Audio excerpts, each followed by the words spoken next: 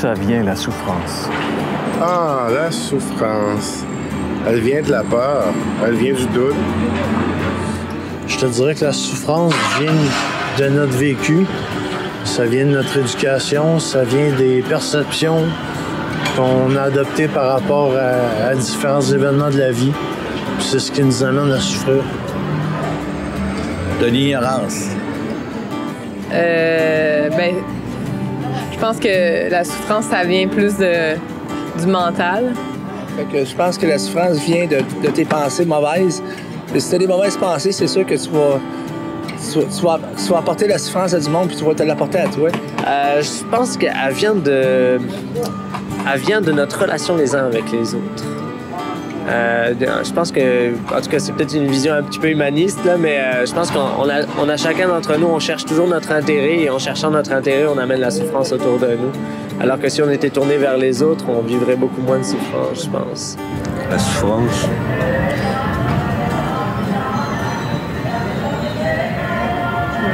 J'en ai aucune idée. Je dirais de Dieu.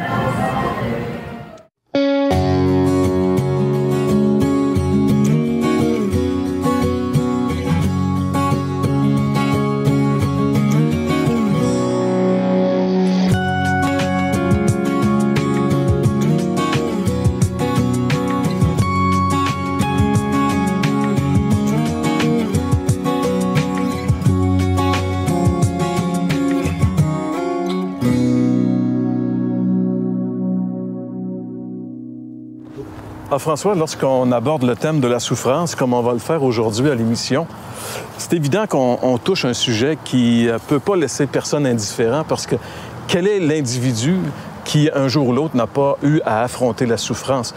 On dirait que parce qu'on est un être humain, tôt ou tard, on va souffrir. C'est comme imprégné dans l'être humain. C'est ça. Mais comme ça disait dans le Vox Pop, c'est qu'on est tous comme... On souffre. Tout le monde souffre. Tout le monde a leur deuil. Tout le monde a leur souffrance. Mais la question, au fond, c'est est-ce que malgré notre souffrance, on peut être heureux? Est-ce que malgré notre souffrance, il peut avoir une vie épanouie? Puis moi, je suis impressionné dans le livre des Actes des Apôtres, l'apôtre Paul, dans une prison où il avait tout perdu de ce que, humainement parlant, normalement, on trouve important. Il n'y avait plus sa liberté, il y avait plus le luxe, même pas le luxe des prisons actuelles. Et ce gars-là, au milieu de la nuit, il chantait des cantiques, il louait le Seigneur.